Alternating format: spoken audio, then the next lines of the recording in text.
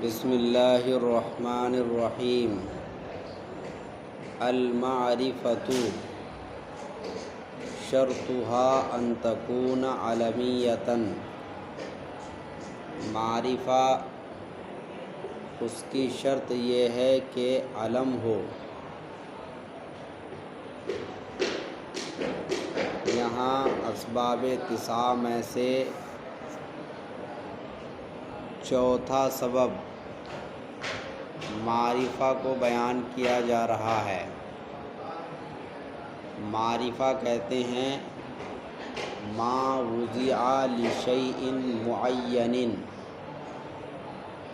معرفہ وہ چیز ہے جس کو شیء معین کے لیے وضع کیا گیا ہو۔ اس کے بالمقابل آتا ہے نکرہ، جو شیء معین کے لیے وضع نہ کیا گیا ہو اس کو کہتے ہیں نکرہ۔ ما لم یوضع لشیء معین، جس کو شیء معین کے لیے وضع نہ کیا گیا ہو۔ معرفہ کی شرط علم کا ہونا ہے۔ اعتراض یہ ہوتا ہے کہ معرفہ کی 7 قسمیں ہیں: ضمائر، اعلام، اسماء اشارات، اسماء موصولات، معرفہ بندہ، معرفہ بالف و لام اور اضافت۔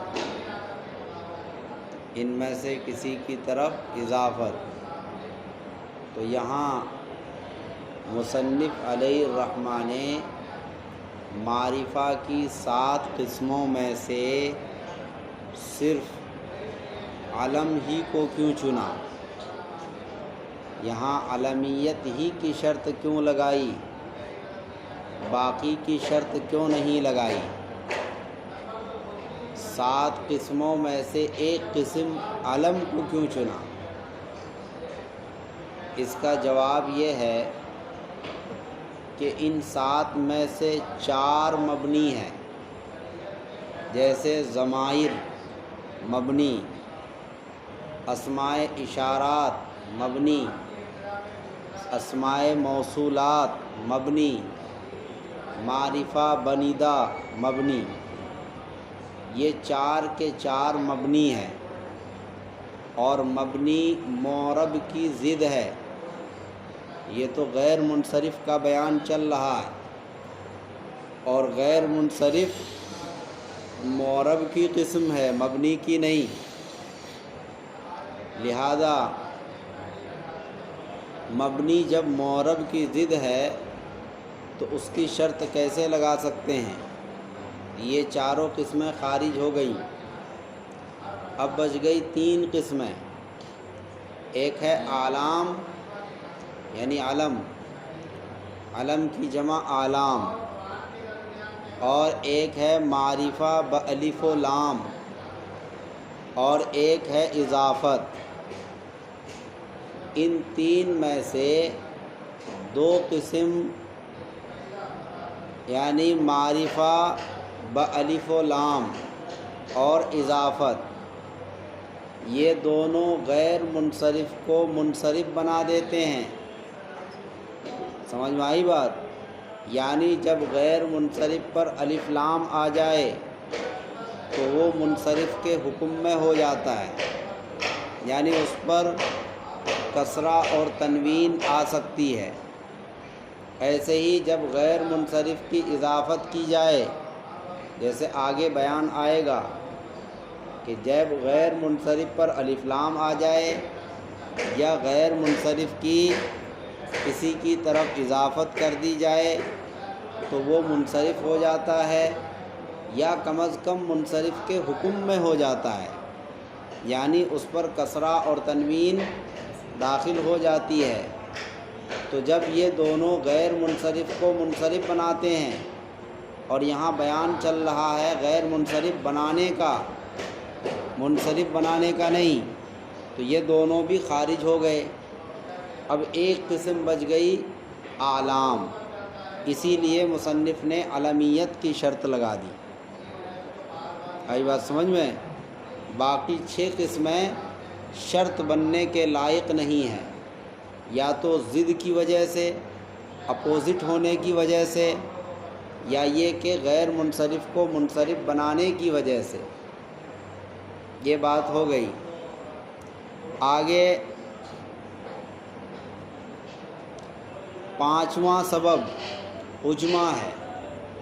العجمۃ شرطها ان تکون علمیۃ فی العجمۃ، عجمہ اس کی شرط یہ ہے کہ وہ عجمی زبان میں علم ہو۔ وتحرک الاوسط او الزیادۃ علی الثلاثۃ، یا متحرک الاوسط ہونا یا زائد علی الثلاث ہونا، یہ بھی شرط ہے۔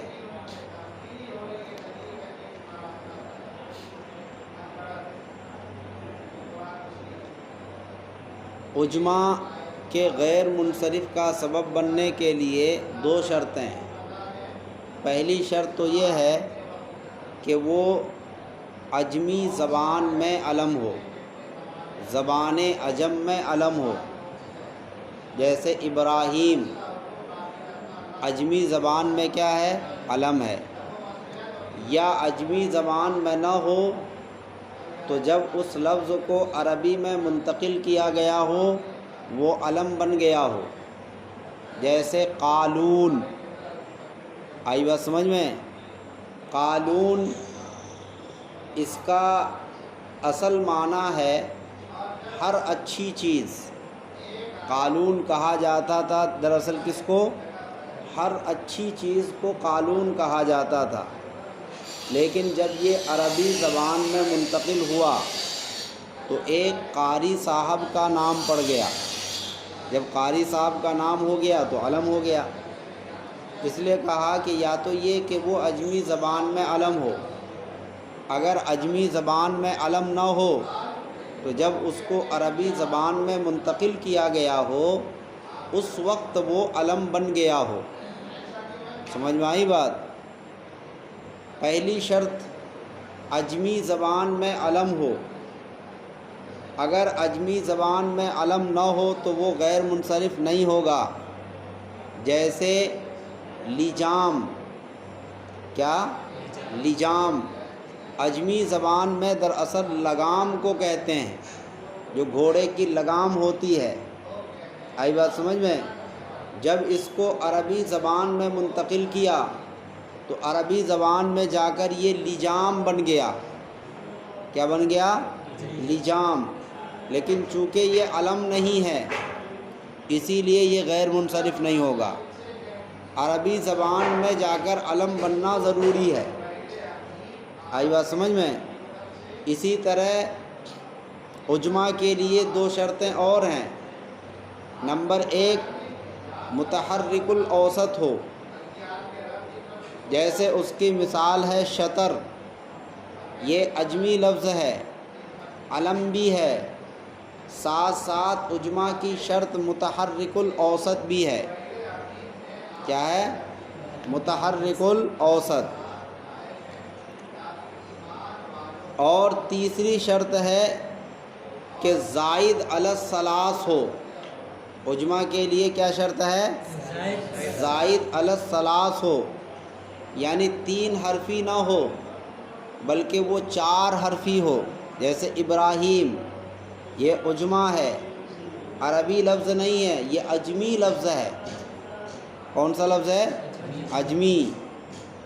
اور اس کے اندر علمیت بھی ہے، عجمہ بھی ہے، اور عجمہ کی شرط زائد علی الثلاث بھی ہے۔ سوال یہ پیدا ہوتا ہے کہ مصنف نے عجمہ کے لیے علمیت کی شرط کیوں لگائی؟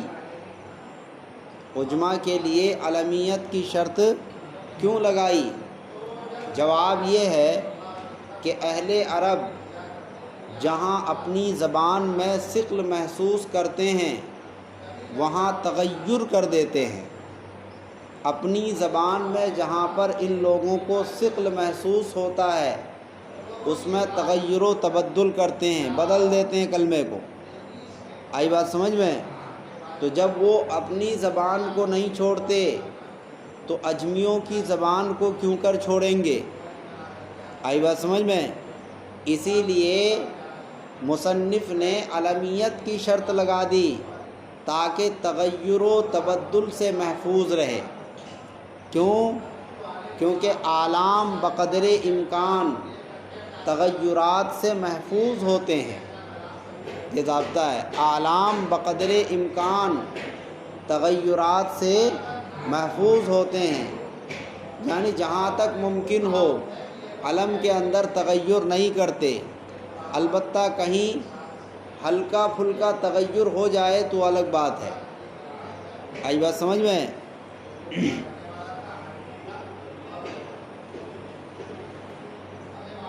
آگے مصنف نے مثال دی نوح منصرف، چنانچہ نوح منصرف ہے۔ نوح اجمی لفظ ہے اور علم بھی ہے، لہذا دو اسباب پائے گئے، نمبر 1 عجمہ ہونا، نمبر 2 علم کا ہونا، دو اسباب پائے گئے، لہذا اس کو کیا ہونا چاہیے؟ غیر منصرف، مگر یہ منصرف ہے اس لیے کہ عجمہ کی شرط نہیں پائی جا رہی ہے۔ عجمہ کی شرط کیا ہے؟ یا تو وہ زائد علی الثلاث ہو، یعنی 3 حرفی نہ ہو بلکہ 4 حرفی ہو، تو نوح 3 حرفی ہے، یا یہ کہ وہ متحرک الاوسط ہو۔ آئی بات سمجھ میں؟ یہ تو ساکن الاوسط ہے، لہذا دو شرطوں میں سے کوئی بھی شرط نہیں پائی گئی، اسی لیے یہ منصرف ہوگا۔ ایسے ہی لوط کے بارے میں آیا ہے، لوط بھی کیا ہوگا؟ منصرف، کیونکہ یہ بھی ساکن الاوسط ہے اور زائد علی الثلاث بھی نہیں ہے۔ آئی بات سمجھ میں؟ تو سوال پیدا ہوتا ہے کہ کتنے انبیاء کا نام منصرف ہے اور کتنے غیر منصرف ہیں؟ اس کو جاننے کے لیے آپ ایک شعر یاد کرو۔ شعر ہے: گر ہمی خواہی کے دانی اسم ہر پیغمبرے، تا کدامست اے برادر نزد نحوی منصرف، صالح و ہود و محمد با شعیب و نوح و لوط، منصرف داں و دیگر باقی ہمالہ ینصرف۔ 6 انبیاء کے نام منصرف ہیں۔ کتنے؟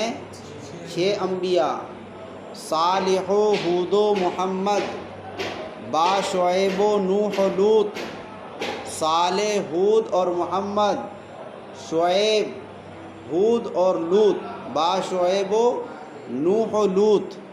سمجھ میں آئی بات؟ یہ 6 ہو گئے۔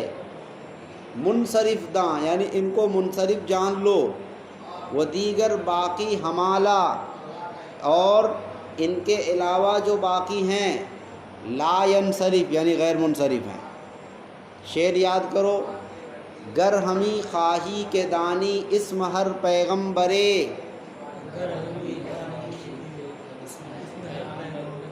تا کدامست اے برادر نزد نحوی منصرف،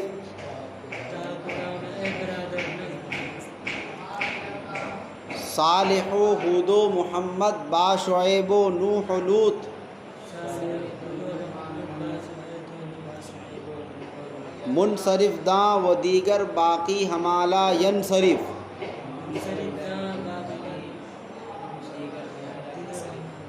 تو یہ ہیں 6 انبیاء کے نام منصرف ہیں، ان کے علاوہ جتنے انبیاء ہیں سب غیر منصرف ہیں۔ آئی بات سمجھ میں؟ اس کے بعد بعض لوگوں نے لفظ نوح پر اعتراض کیا ہے۔ وہ کہتے ہیں کہ جس طریقے سے آپ نے ہندن میں اوپر ہندن کو آپ نے منصرف اور غیر منصرف دونوں پڑھا ہے، لہذا نوح کو بھی منصرف اور غیر منصرف دونوں پڑھنا چاہیے۔ آئی بات سمجھ میں؟ پھر آپ اس کو صرف منصرف کیوں پڑھتے ہیں؟ تو اس کا جواب یہ ہے کہ ہندن کے اندر دو سبب، ہندن کے اندر جو دو اسباب ہے، ایک اس کے اندر ہے تانیث اور ایک اس کے اندر ہے علم۔ آئی بات سمجھ میں؟ نوح کے اندر تانیث نہیں ہے، نوح کیا ہے؟ علم ہے، اور نوح اجمع ہے، نوح مؤنث نہیں ہے۔ تو ہندن کے اندر تانیث ہے لیکن نوح کے اندر تانیث نہیں، اور نوح کے اندر اجمع ہے لیکن ہندن کے اندر اجمع نہیں۔ تو جو سبب اس میں ہے اس میں نہیں، اور جو اس میں ہے اس میں نہیں، تو نوح کو ہندن کے ساتھ مشابہت نہیں ہوئی۔ پھر معترض کہتا ہے کہ آپ نے جس طرح سے ہندن کو دو سبب یعنی تانیث اور علم کی وجہ سے غیر منصرف پڑھا، اور تانیث معنوی کی وجوبی شرط زائد علی الثلاث، متحرک الاوسط اور اجمع، ان شرطوں میں سے کسی کے نہ پائے جانے کی وجہ سے آپ نے کیا پڑھا؟ منصرف۔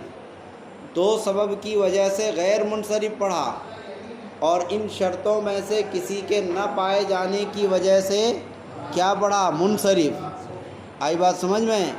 تو آپ نے اس کو منصرف اور غیر منصرف دونوں پڑھا۔ ایسے ہی نوح کے اندر بھی آپ کریں کہ نوح کے اندر علم اور اجمع کی وجہ سے غیر منصرف، اور اجمع کی دو شرط زائد علی الثلاث اور متحرک الاوسط، ان دو شرطوں کے نہ پائے جانے کی وجہ سے کیا؟ غیر منصرف۔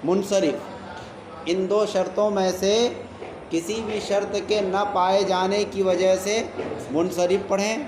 جیسے آپ نے وہاں اوپر ہندن میں شرط کے نہ پائے جانے کی وجہ سے منصرف پڑھا تھا، ایسے ہی یہاں بھی شرط کے نہ پائے جانے کی وجہ سے کیا پڑھنا چاہیے؟ منصرف۔ آئی بات سمجھ میں؟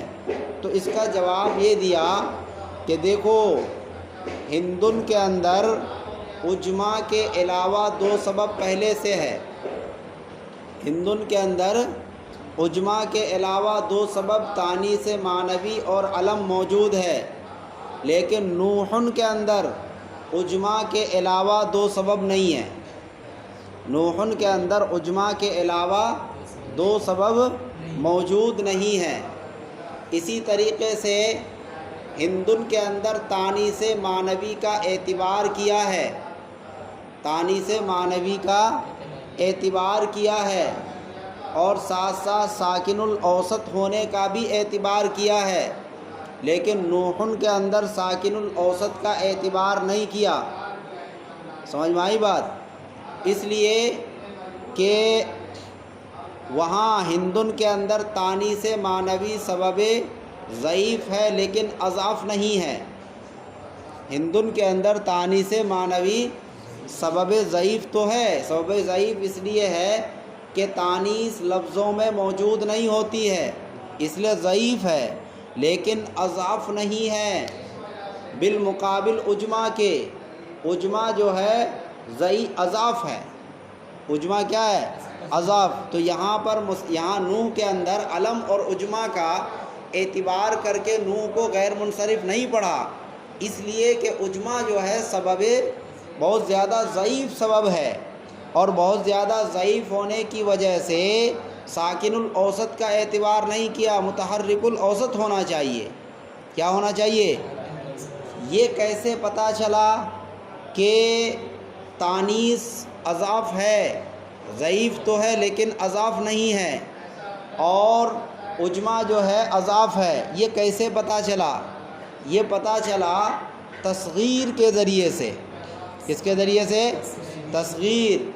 کہ تصغیر جب آپ لائیں گے تو تانیث کا ظہور ہو جاتا ہے، جب آپ تانیث معنوی کی تصغیر لائیں گے تو تانیث کا ظہور ہو جاتا ہے، جیسے قدم تانیث معنوی ہے، جب آپ اس کی تصغیر لائیں گے تو قدیمہ، یہاں تانیث کا ظہور ہو گیا، لیکن اگر آپ عجمہ کی تصغیر لائیں تو عجمہ کا ظہور نہیں ہوتا، عجمہ کا ظہور کہیں نہیں ہوتا، پتہ نہیں چلتا کہ وہ عجمہ ہے یا عربی لفظ ہے، عجمی لفظ ہے یا عربی لفظ ہے، یہاں اس کی کوئی علامت نہیں ہوتی۔ آئی بات سمجھ میں؟ اسی لیے مصنف نے وہاں تانیث معنوی اور علم کا اعتبار کرتے ہوئے کیا پڑھا؟